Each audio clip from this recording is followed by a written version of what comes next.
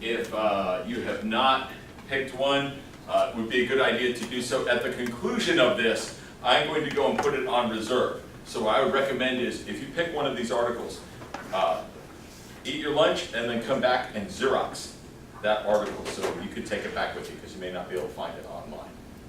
And they also give some sort of international perspective. I put marks next to cases from Sri Lanka, cases from Turkey, cases from Lebanon, and you might get something interesting out of this. And this is kind of when I was doing research on this stuff right around this time too, so that's why I thought it was pretty interesting. It occurred before 9/11, but it was shortly published afterwards, and so they put a little conclusion in there about 9/11.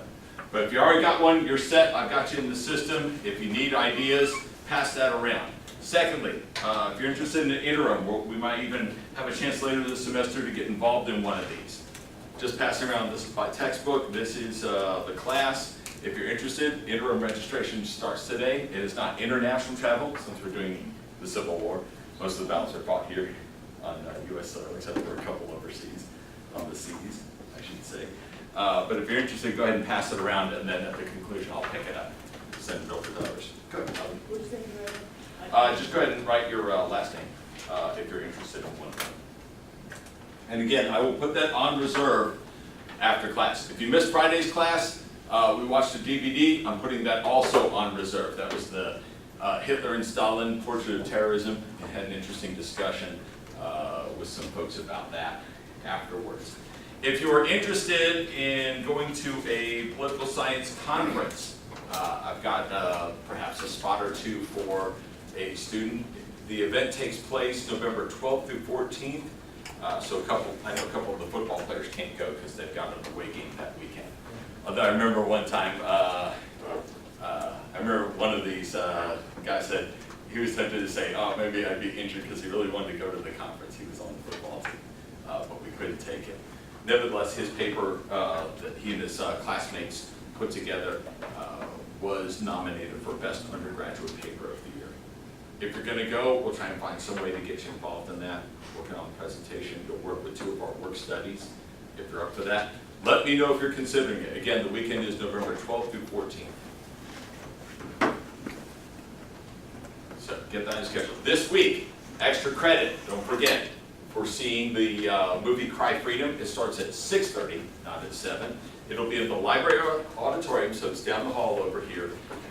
If you show up and you're like, that jerk, Dr. Tures, he's not here. Well, why did he make us come here? He's not. I teach a class from 6 to 7:30, so I cannot be here at the beginning of it, but I'll try and stop by at the midway point. I've seen it a couple times. I showed it in one of my classes. So it's a pretty good film. If you take a look at the cultural enrichment, you can see kind of a description about what it's about. Nominated for some awards. It's a pretty good one. It's pretty long, but it's pretty good.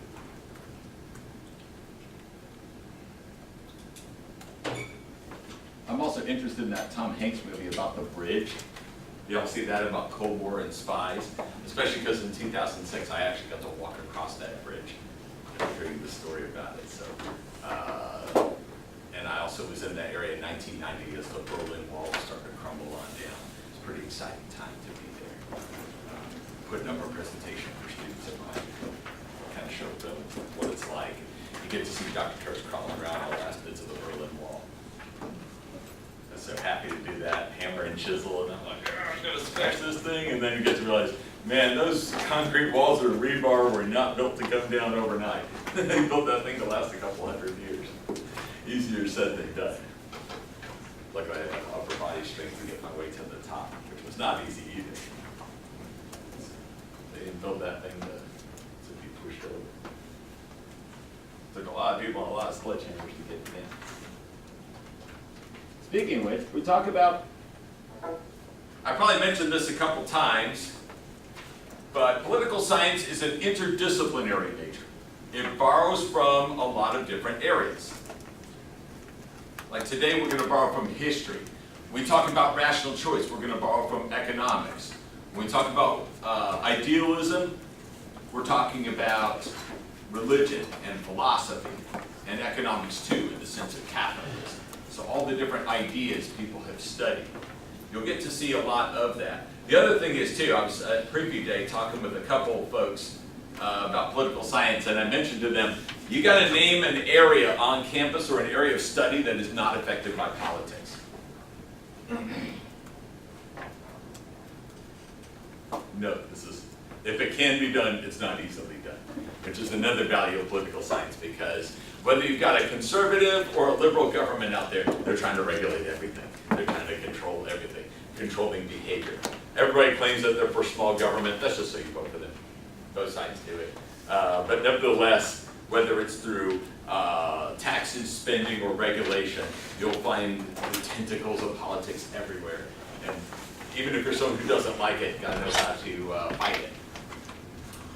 I remember my dad, when he was being sued, he was like going on and on about lawyers and criticizing them, and I said, are you going to defend yourself, or is there going to be a lawyer in your court? Oh, well, of course, well, don't talk smack about all lawyers then, because one is going to be helping you.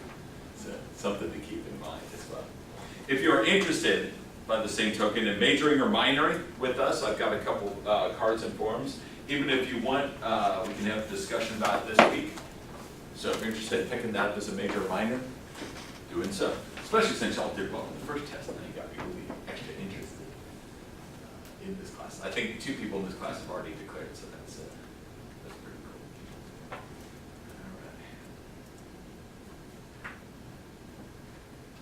right. Everybody have a good weekend? No. That's a good weekend. Okay. Hurt my heart. You know what?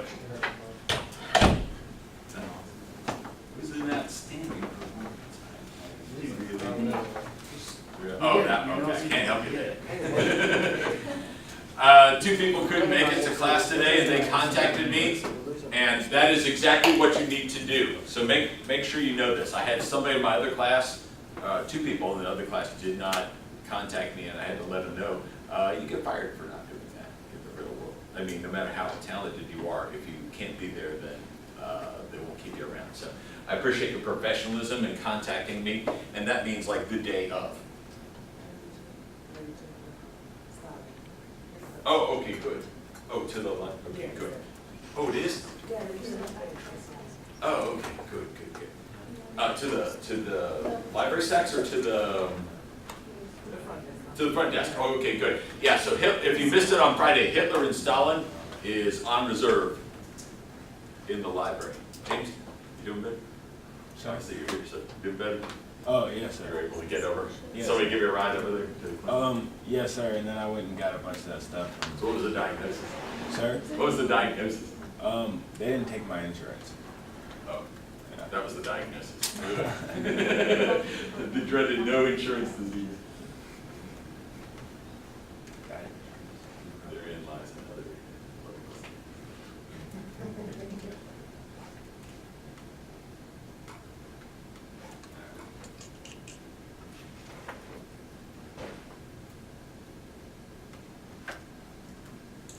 I'm looking forward to getting some really good papers in.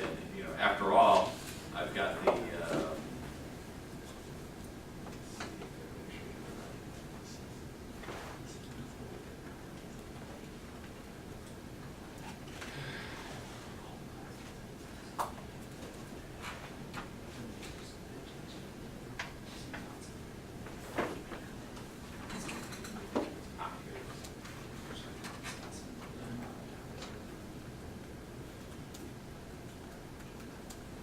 Also, make sure that if you've not done so already, that you are keeping up with the slides. As soon as I post them up, in which I have for this course, all the slides up for the whole semester, download them so that you have a personal copy. It's from these slides that I go looking for exam questions. And so if you want to know where the Hitler and Stalin, how that might be used, I have a question or 2 that might help you. That was an example of what's known as the most different systems design. This is borrowed from comparative politics, but before then it was borrowed from anthropology. So when studying different cultures, people would develop things like most similar systems design and most different systems designs. So I told you political science is interdisciplinary. I really need to get in the habit of having like a little footnote saying this is where it was borrowed from. But nevertheless, most different systems design, what they would do is they would take people, or they would look at cultures that were completely different from each other.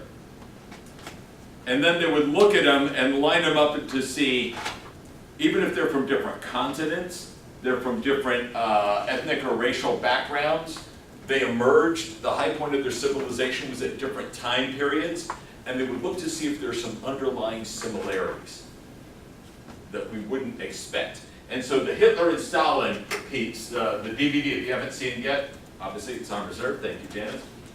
You get to see that despite the differences in country, ideology, ethnicity, there are some sort of eerie psychological similarities between them. And of course, the DVD references several psychology theories, right? Another field to borrow from. When I was at Florida State University, I had a professor, in fact, several professors were really good at telling you where the original theory came from, so you had some idea of context with the place. Kind of let you realize. Plus, my wife got her grad degree at FSU in anthropology, so I was always able to figure out when she talked about something they were researching, I'll be like, yeah, we borrowed from that. Most of the comparative politics class that you have in the spring borrows from anthropology and biology. Later this semester, you'll get an introduction to how people use biology to study political science. But today we start off at least with history. So on Wednesday, when I have to get the DVD back, I'll show you a short clip at the beginning of class that will reiterate this. But it's a pretty simple, straightforward theory. It's been called great man theory, sorry for the sexist nature of it, also known as the hero in history model. And what this is, it's very simple. Certain individuals make decisions that change the course of history in international politics. So therefore, the independent variable is the person. If you got one person in there, they would react very differently from another person in the same situation. Right? Since I'm always making sports analogies, you keep thinking like, okay, could this have been different if we had a more effective player at a position, right? People are always doing that. Monday morning quarterback, they were like, well, what would have happened that one season? I'm a Green Bay fan, you can see my Green Bay tie. I'm wearing my Packer tie today. I wear it until they lose. And then I start wearing it around rivalry days with Bears or playoffs. But nevertheless, there was like one year where Aaron Rodgers got hurt, and everyone kept thinking, oh, what could have been? Because they still made the playoffs, but they lost. And people kept thinking, what would have happened if we didn't have a reserve who we signed off practice squad? Because the backup got hurt in the game too. So people are always saying, what would have happened if? There's a cool book, if you're a big history buff, I highly recommend Alternate Presidents. They would speculate how the Civil War would have gone if Stephen Douglas, the Illinois senator who beat Lincoln in the Senate race in the 1850s, what if he had become president? Would the Civil War have been different? A British soldier later reported, he said at the Battle of Brandywine, he saw an American officer was riding along and he was going to shoot him, but the officer turned his back to rally the soldiers, and he's like, well, I can't shoot a man in the back. George Washington. That is George Washington. Plus, there's a story how a British, actually it may not have been British, an American Tory wanted to poison Washington, so they slipped him what they thought was deadly nightshade when he ate at a tavern. Turned out to be a tomato. Oops. I don't know if that one's true or not, but there's an urban legend about that. But imagine how the American Revolution would have gone if Washington had not been there. Right? A couple options. We could have had Horatio Gates. Anybody ever seen the movie The Patriot? Okay, the one with Mel Gibson. You ever see that scene when he and his son are watching a battle, and you see the American general's like riding off as fast as he can to get away while his soldiers are dying in the field? Yeah, that would have been one of our options for replacement. In fact, he was well connected to members of the Continental Congress. They actually wanted Washington dumped after the Battle of Germantown and Brandywine, and they wanted him replaced with Horatio Gates, the winner of the Battle of Saratoga. In reality, Benedict Arnold did all the work and would have been there to receive the sword had he not taken a bullet in the ankle. That's right, Benedict Arnold. Embittered by not getting the credit that he deserved from Saratoga, helped him flip to the other side.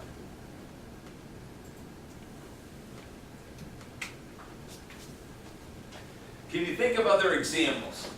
Not mine up here, but some other examples where something would have changed the course of history if we had one individual in charge instead of the other?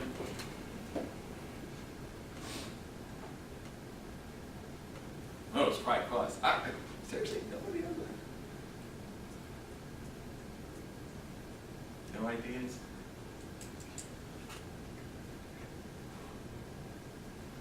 Have you ever seen The Watchmen? Or read the graphic novel, The Watchmen? You haven't? Oh, it's one of the best graphic novels ever. It's very, very steeped in political science and Cold War stuff. It's really cool. They made it into a movie. Yeah, there weren't that many people in the theater. I took some students over to see it. There weren't that many people there. Oh well, guess it bad. But that one speculates on what would happen if Richard Nixon decided it was even more powerful and wasn't caught by Watergate and was in his third or fourth term during the Cold War. Would a nuclear war have occurred? No ideas, speculation, nothing? A piece of American history or no?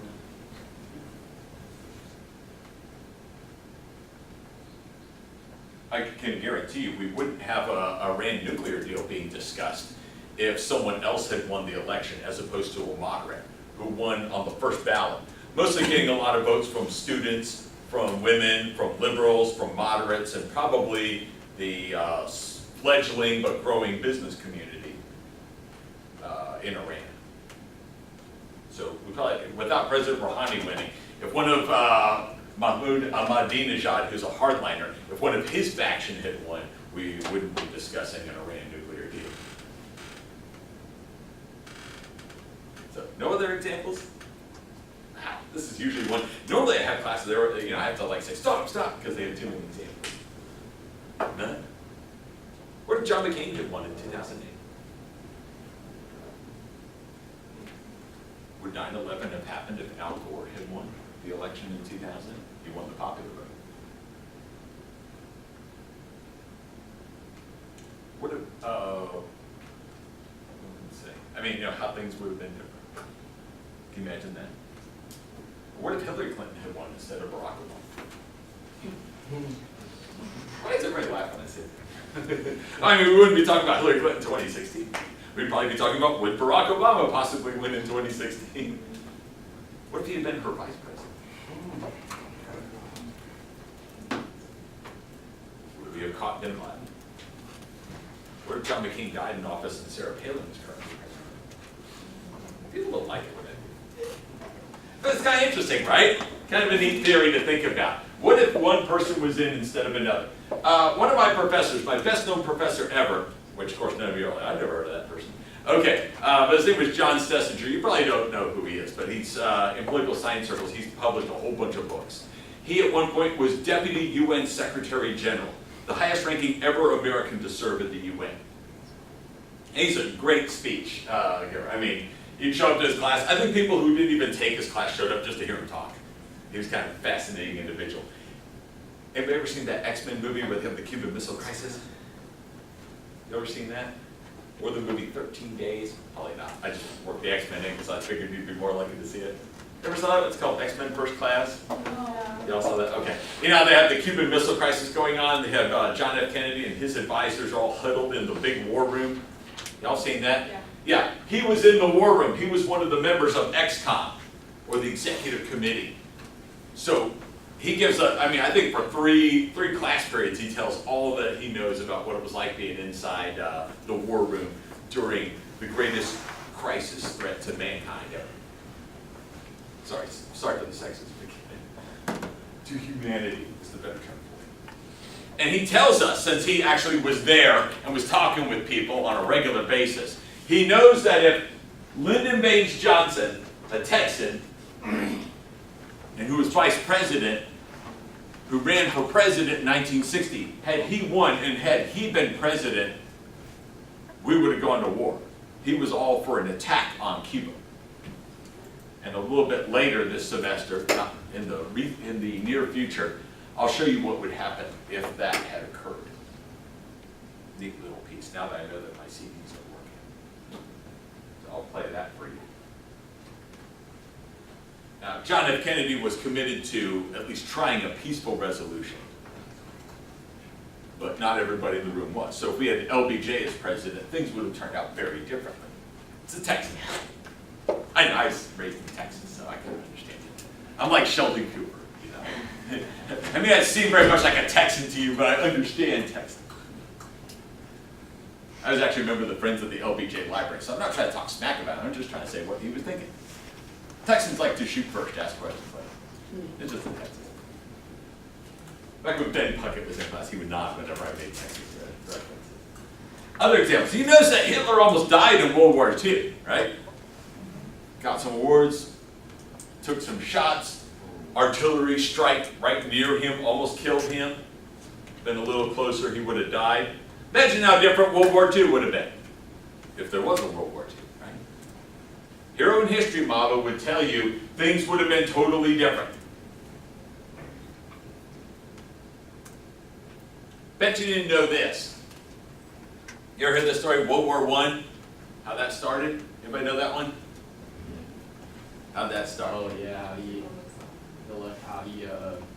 was going to assassinate the Archduke Ferdinand. Yeah, there was a Serbian nationalist, and back then Serbia was pretty much under the thumb of the Austro-Hungarian Empire. They won their independence as a country, but the Austro-Hungarian Empire had cut them off from any ocean, and that was like the kiss of death back then. If you didn't have an outlet to the ocean, you just died a slow death. It's kind of like when you got your cell phone and you don't have you can't find your charger cord, and your battery is starting to slowly die. That's what Serbia was going through. Ha! How's that for a reference? Or you got like you got your Nintendo Wii and you're like, it's like, well, anyway, so these Serbian nationalists were mad that the country was blocking them from the ocean, and so they wanted to assassinate a member of the royal family. Austro-Hungary had an empire, and Archduke Francis Ferdinand is like next in line to the throne. So it was like killing off the vice president. Do y'all know this story? You do? It was the Black Hand. One of the guys was set to assassinate him, and then when it came down to it, he chickened out and was walking away, and he ended up being in an alley. And away from it, and the Archduke ended up driving past him. Just a coincidence, drove past him, and he got his second chance to kill him. Yeah. What happened was the plan was not to shoot with a pistol. The plan was to get a bomb and throw it at this new car or automobile that the Archduke Francis Ferdinand was in. But keep in mind, I mean, this is in your horse and buggy days, and those cars go a lot faster, right? And so the car's going by, and they threw the bomb at the car. But as you know, you gotta like kind of lead. You gotta throw where the receiver's going, not where it currently is, right?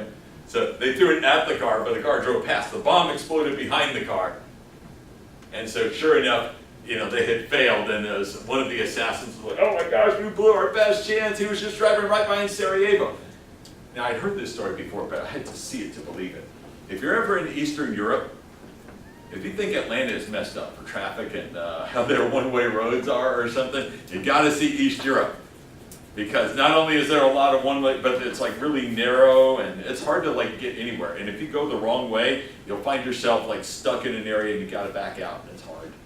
And that's what happened to the limo. So Mr. Princip, Gabriel Princip is in a bar going, "Oh, we blew it," and stuff. And the car had made a wrong turn. It's outside where he is.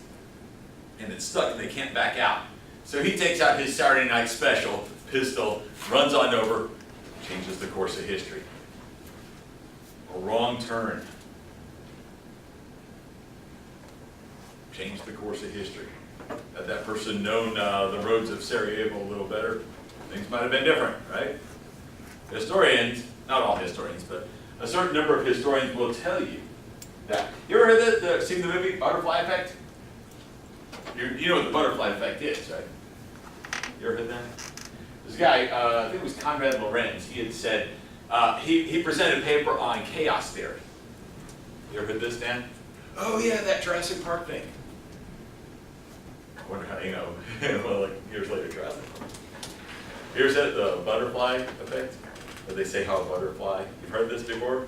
Isn't it like, if it was different, then like everything would be different? Like if, wait, isn't it like that with the butter, like something about, Butterfly flaps its wings over in Beijing, and it rains in New York City, because every little organism is so interconnected that one little event could change the course of history.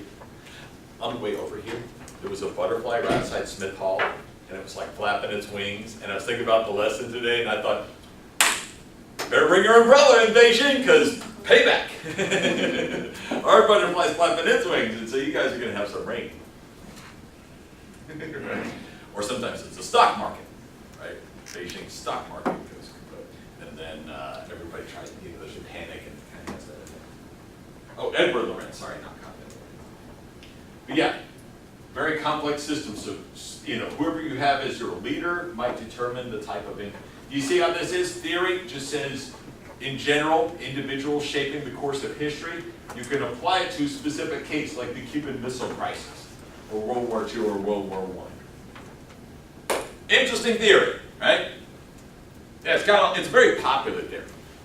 Changing the course. Guns of August, Barbara Tuchman, about 1914, World War I. She looks at all the little mini details. Just having one person in there, how it changed everything. So what do you think? Let's take the case of Adolf Hitler. Adolf Hitler dies in World War I, then we have no World War II. Agree? Disagree? Critiques? Support? I mean, I guess it could, I don't know, like I say, it could depend on if you believe in destiny or something like that. If he died, someone else could have came along and did the same thing, but the chances of that happening very slim. So you're trying to imply that, okay, sometimes there's a destiny thing. I guess it's what you believe. After it's all the Seahawks last year, they were like, oh, it was destiny, because Green Bay had the game in the bag and somehow lost it, and so the quarterback of Seattle said, God gave us this victory. That's the only thing that could explain it. It may not be that far off, because it really seemed like Green Bay had it. I mean, I think it would have been a lot different, but it probably still would have been some type of World War II, because the way things ended after World War I, there was position. Oh, so there's something more than just a leader in charge, is what you're saying, Steve. Yeah. It wouldn't have been, I don't think it would have been as bad if Hitler wasn't I there. mean, there might not have been a Holocaust, but a World War II might have still happened. So you're saying that, what might you to believe that perhaps that international relations would have been different or stayed the same? Are there other factors that could explain why World War II occurred? Go ahead, somebody else. Well, I mean, you have the tension between Germany and the United Nations after World War I. Or League of Nations, but yeah. League of Nations, my bad. Other countries. Okay, yeah, because, why was there some tension? Good point. That is definitely something that happened. The sanctions that they put on them. Okay, there were sanctions put on Germany. Everybody blamed Germany for the mess. You ever see that? It's like, I think, one point during Green Bay and Seattle, there's like a big pile of players all around, and they're peeling off people, and all of a sudden they point at one guy and they're like, all right, you're out of the game. Now granted, on the replay you can kind of see he started it, but there was a big old fight, and this guy got singled out. I mean, he probably could have expelled a dozen players, but yeah, they decided that he's the one who started it. I don't even know if he did or not, but yeah, they threw one guy out. He looked pretty mad as they were escorting him away from the field. Probably more mad than, on replay did something pretty bad, but in retrospect, most people are probably thinking, yeah, everyone else was doing stuff. Like I saw one of the Ave Maria players throw a punch at a LaGrange College player. And so I was thinking, you don't know if they were retaliating or whether they were starting it or whatever, but I kept thinking they should do something about that. Maybe if I can see it up in the stands. Yeah. But yeah, there could be other things. So tension, between the Western countries like Britain and France, sticking Germany with the tab, right? I mean, that's kind of. World War I was caused by a lot of countries. It wasn't just Germany. Other things that might have led to World War II, not just this humiliating treaty. Anything else about the treaty or anything else that might have been happening after World War I? Mussolini and Stalin still would have been there. Oh, okay, so we had other dictators who might have started, maybe if it's not Germany, then somebody else might have decided to push around other countries. Yeah, Stalin, I mean, boy, you saw Stalin, yeah, he's kind of scary. He might have been the one who started it. If Hitler wasn't there to portray Stalin, who knows what would have happened with them. That's true. Looked like Stalin had some aggressive moves. Look at East European countries, the way my kids look at these Krispy Kreme donuts, you know, Saturday morning. Tasty snacks to gobble up. There goes Estonia. All right, yeah, or Mussolini, he certainly seems just as bad. He was attacking countries even before Hitler was, so it could be somebody else. Anything else occur, let's say, between 1919 and 1939 that might have led to some world trouble? And don't say women got the right to vote, because I know they got the right to vote in 1919, but that's Oh, okay, so we got stuff going on the Asia front. Japan attacking Manchuria. If there was, if like. Even before Hitler comes to office. World War II could have been fought in Asia. So it seems like there's something going on in world politics, world conditions, that there are a lot of accidents waiting to happen. It's like one of those neighborhoods where nobody locks their doors and nobody for their car or their house, and suddenly things start disappearing. We had that happen in our neighborhood one time. Yeah, I told my wife because she's very good about not locking things. I was trying to tell her, I said, somebody, because we're talking among neighbors, and they're like, hey, something's happening. Led to one of the few times where I've been with a neighbor. Somebody broke into his house right next door, and his daughter actually goes here. And so, yeah, he drew out his pistol, and we went into the room while his wife called the police. Sometime when the camera's on, I'll tell you the rest of the story. It's pretty funny, and mostly at my expense. So if I get more discussion going, I'll tell you the story. Okay. Something else occurred between 1919 and 1939 that would have caused, maybe, even if we didn't have a humiliating treaty for Germany, even if we didn't have some other bad dictators, something terrible happened between 1919 and 1939. Babe Ruth was sold to the Yankees. Which one? Babe Ruth sold to the Yankees. Oh yeah, that's right. for a center field fence. Wasn't it a, Great was it, Depression.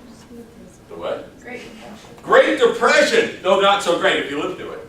I was gonna say, was it Belgium that was in the Congo and the imperialism in Africa? Yeah, there was some imperialism going on in the 1870s. Lenin actually predicted that these kinds of wars would occur over colonies, even if they weren't directly fought over there. Yeah, Great Depression.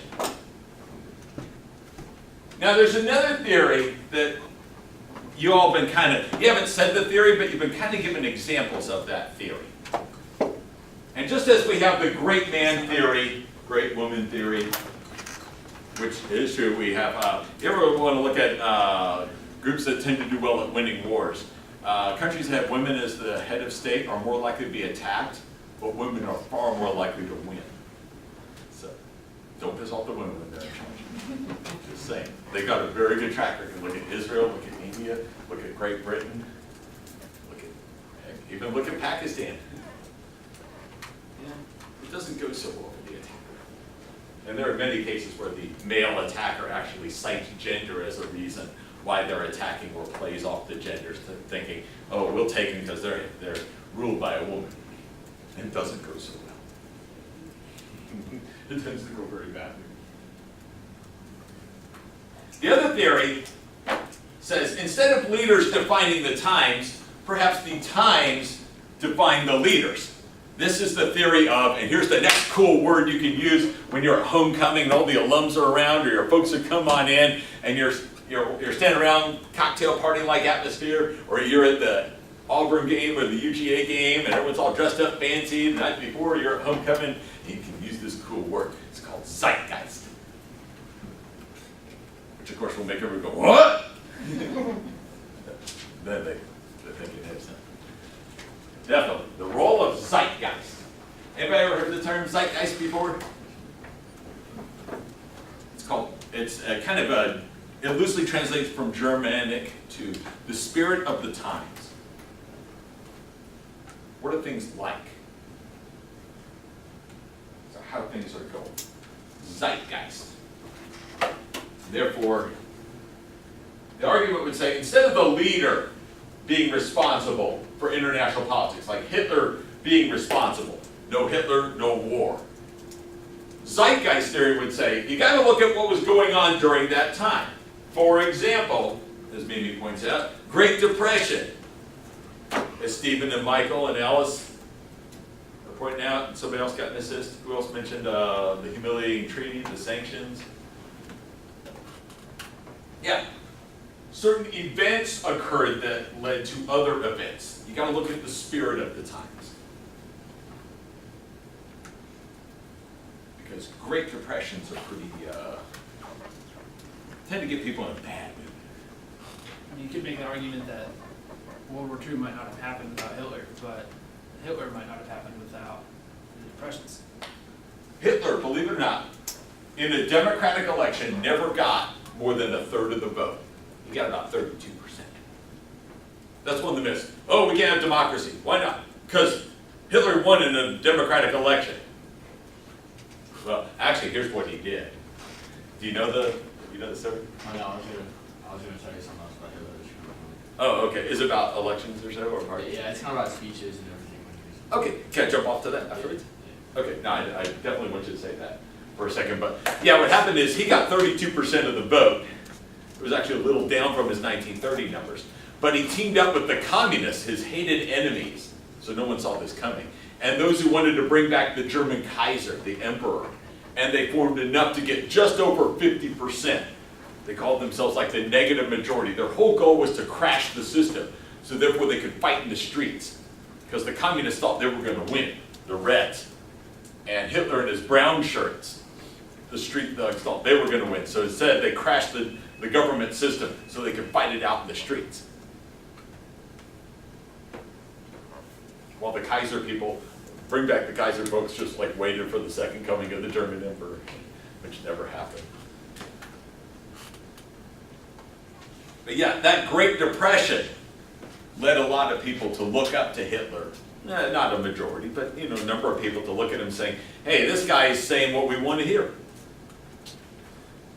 Now, you can jump in with a speech. So you know how when you're debating someone, you usually want to go last because so you get the final word in. But with Hitler, he would always go first, and he would talk for like 2 hours, 3 hours long.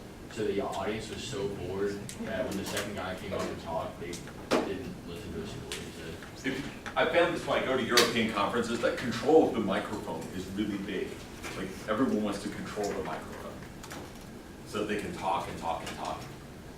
Right now, a couple of you are thinking, yeah, it sounds like Dr. Tures, isn't it? Yeah, Castro's lengthy speeches. I don't know if you did this. The CIA had a couple plans. If you ever want to have a little fun reading about CIA stuff, look up Operation Mongoose. Most of these were the brainchild of Bobby Kennedy. They had all kinds of dirty tricks they were playing against Castro because they realized if you killed him, then he'd be a martyr. So the best thing to do would be to embarrass the living hell out of him. One of the things they were going to do is try and slip a little LSD into his drink while he was going to give a UN speech. And watch him go! The other was to give him something, like have something, dab something into his shampoo so that his beard would fall out and he'd look like a plucked chicken. I personally think it all could have been solved if the Washington Senators had given him a contract to play baseball. Yeah, there's actually, it's kind of a joke, but it's a card showing Fidel Castro and he's like pitching the ball for the Washington Senators. Does he like baseball? Don't know if there's any. But yeah, there were plenty of other baddies who were out there. Like Heinrich Himmler, he might have been the one who was in charge. Sort of Hitler's chief of staff. One thing I got to do when I was in Germany is I went to Nuremberg and went to this place called Zeppelin Field. Y'all know what the hell a Zeppelin is? Yeah, giant airship. It's like they make our blimps look like pygmies or so. I mean, these things are monster size. And so Hitler would speak to crowds at this area. And so we went up to the area where you're speaking out. And it looks like Talladega for some. That means anything to y'all. If not, it's up on I-20. That is a big track. But yeah, somebody else might have done it. we know the fascists would have come from Germany? We've mentioned Russia, Italy, Japan. It could have come from the United States. You ever hear of Huey Long? The Kingfisher, Louisiana governor, populist, pretty much a crowd pleaser, told them whatever they wanted to hear, kind of a dash of ultra-conservatism and ultra-liberalism, all rolled up into one so that he could appeal to all sides. Yep, had planned to soak the rich. He even gave a speech on that, but also called for like massive state powers to crack down on other individuals. If you look at any way that he ran the state of Louisiana, you could see what was going to be in store for the United States. He had his own private sort of police force. You ever heard of this guy? I had a roommate from Louisiana, so that's how I got all the Kingfisher stories. And it sounds like the more you hear about it, the more terrifying he was. Now, he wanted to run for U.S. Senate, so everyone would know him nationwide. You couldn't do much as Louisiana governor back then, pre-internet.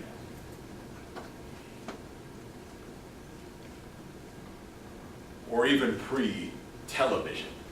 So when he ran and got elected as a U.S. Senator, but he still wanted to control things back in the state of Louisiana. How many times do you ever use the phrase, okay? You ever know where it came from? It came from the governor that he had in charge of Louisiana, who did everything he told him to do. The guy's name was Oscar K. Allen. So his nickname was okay. Because he would do whatever, I won't say Hitler, whatever Huey Long told him to do. There was even one time I heard a story that Oscar K. Allen was giving a speech, and Huey Long was sitting next to him, and this is when Huey Long was Senator Long, and was like, hey, I didn't say you could say that, and pow, popped him one in the nose, right in the middle of the speech, showing who really ran Louisiana. Right now James is thinking, what the heck happened to this terrifying guy? Anybody know what happened to Huey Long? He did. He was assassinated. Yep, steps of the Capitol. Somebody who I think the private police force had done something to, tried to shoot him, and actually killed him. The assassin himself was killed. Conspiracy theorists believe that powerful forces of the national government were very scared of a fascist type like Huey Long coming to power. Wanted to make sure he was taken care of.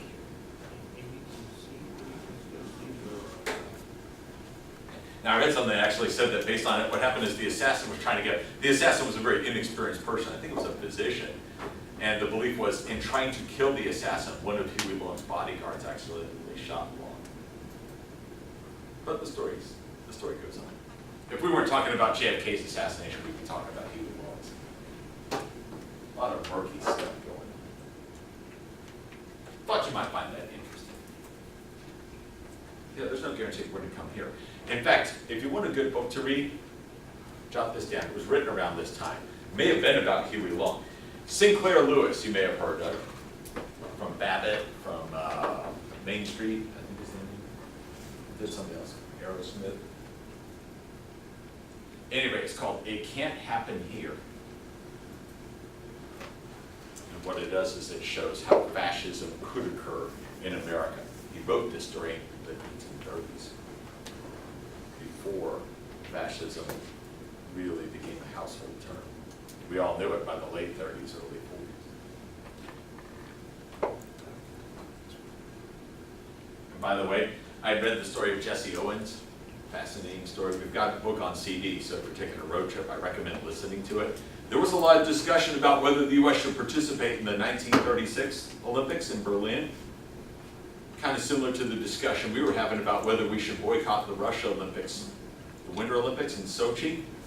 We've got another decision to make by 2018, whether the U.S. will be in the World Cup next time Russia hosts it. And guess who's trying to get it moved from Russia? Using allegations of corruption. The U.S. is, so we can host it. A lot of stuff behind the scenes. Pay attention.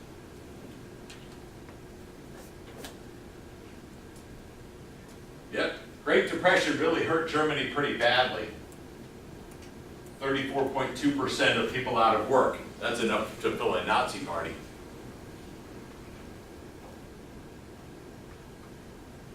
Anybody have it worse?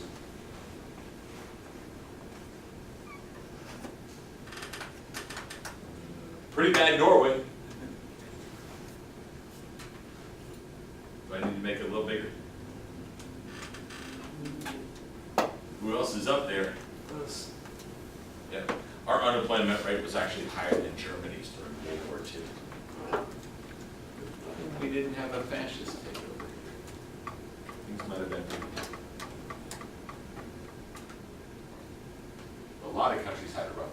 The UK, anybody ever seen the King's Speech? Nobody ever saw it? Come on, Oscar winner? About a guy who stutters. Did you all ever see that? It's actually more interesting, not so much. Although Joe Biden actually had a stuttering problem for a long time. He had to work hard to cure it. But yeah, the guy who was trying to go up for King of England, in fact, his brother David, better known as King Edward VIII, was actually more likely in line to leapfrog him and be named the new king. He was pretty pro-Germany during that time. One of the he was forced to abdicate, but yeah, he was thinking that we'd be better off with somebody like Adolf Hitler in charge. Oh, terrific.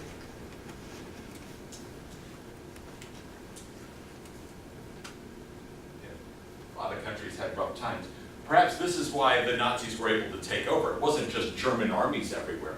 A lot of times, like the Austrians welcomed them in, right?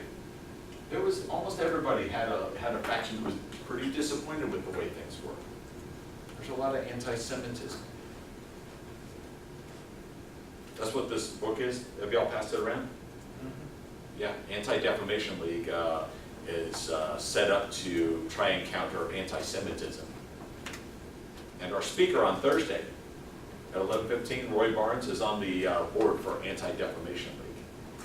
You know, I learned something. He actually came here to give a graduation speech, and he has an honorary degree from LaGrange College. Here I thought I was doing something different. Thank goodness Nine and Dylan Mallory told me that. So evidently he had been here before I came by. But do come out on Thursday. Definitely ask him some questions.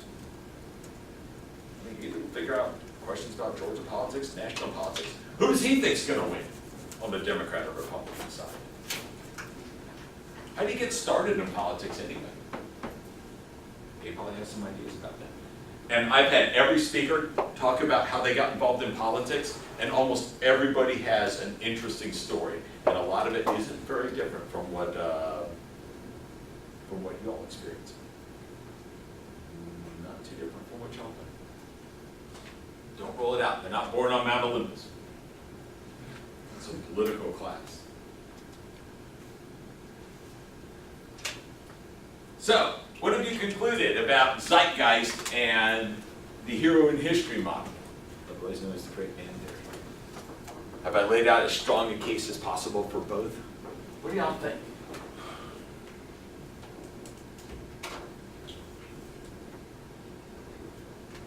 Should we look at the type of leader, the presence or absence of conflict, or the events? Have I convinced you one way or the other? Or are y'all playing Candy Crush? 10 years from now, they're going to have no idea what that is. You ever see that commercial that lady has all the candy out on the table and she starts smashing it with a hammer and going, this is fun. So is the great man theory and the zeitgeist theory, they're two different? Yep. Yeah, one great man theory is saying that we should look at which leader is in charge and how that changes everything.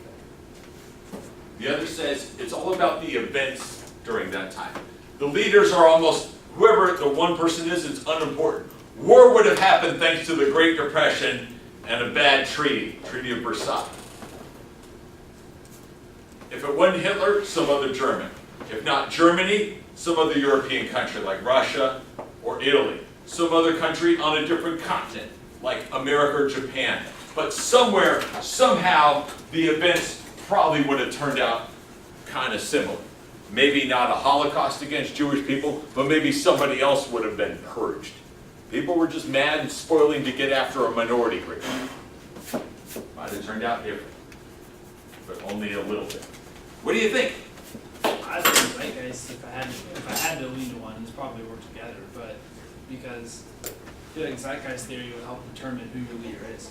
I mean, most leaders don't, assume control, like, especially nowadays, just by inheritance. It's usually, some people decide that, so. Christians, a lot of people agree with Hitler when he first took power. Why do it for Yeah, I mean, one person, initially he got arrested in a beer hall or something like that, and this revolution didn't get too far.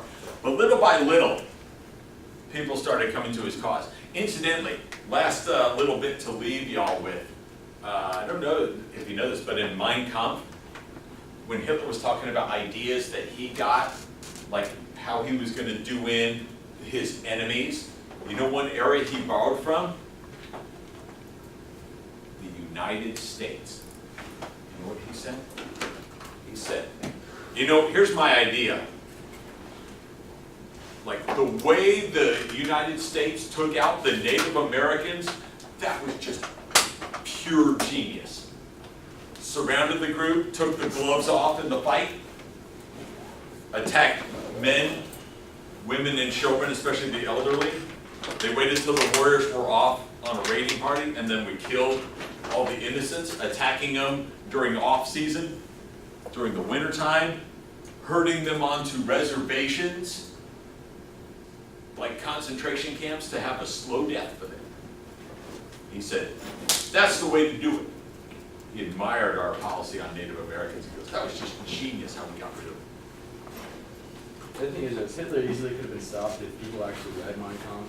Yeah. Took it seriously. But no one read it, and the people who read it completely disregarded it. Or they just kind Thought of, it was a joke. they read some of the flyers. They didn't know, they were just like, oh yeah, they just talking, it's just writing and stuff.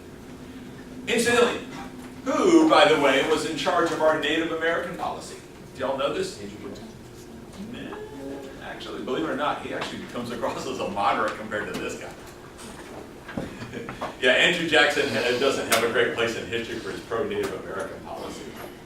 But yeah, what happened is beforehand, before Civil War, it was, we would fight warrior parties. It was conventional tactics. And then after the Civil War, it all changed. This is when this group decided, a collection of 3 officers decided to fight through all the tactics I mentioned. Do you know who they are? The 3? The head? Oh, you Southerners ought to know who this is. Because you Southerners faced him before, during the Civil War. Who fought below the belt? Who punched below the belt as bad as anybody? Yeah, next to Nathan Bedford Forrest of the Klan. Yes, William T. Sherman punched below the belt on everybody. And he basically, as soon as the war was over, he pretty much perfected his craft.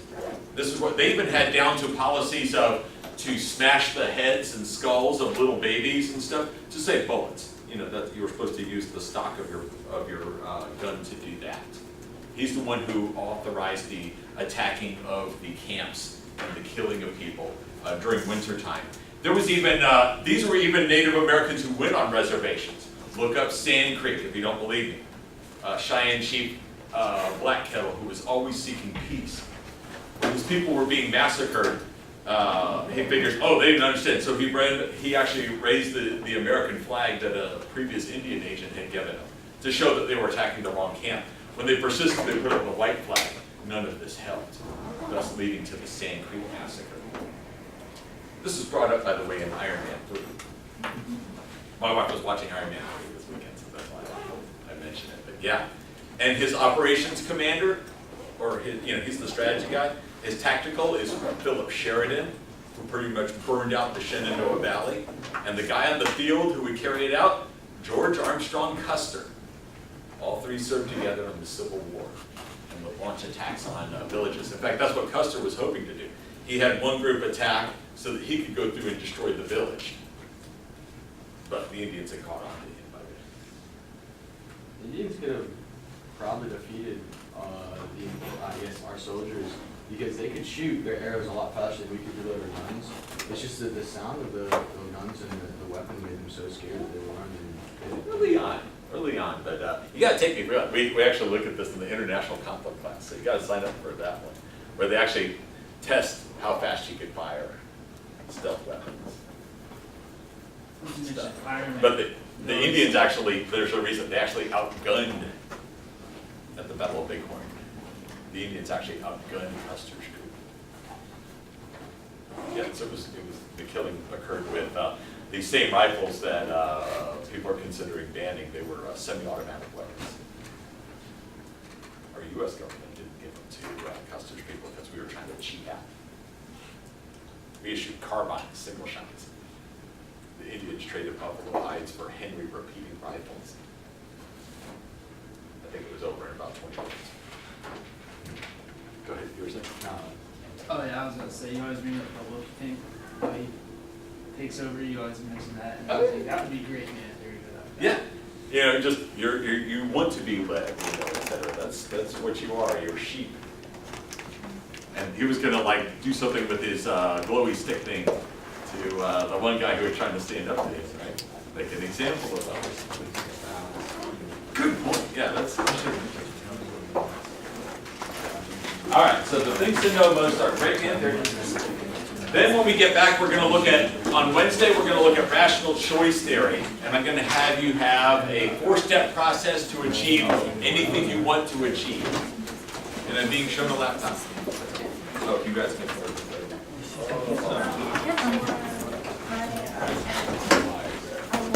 What's your name? What? Oh, do the challenge. What are you doing later? I have practice, like when? Like, Wednesday.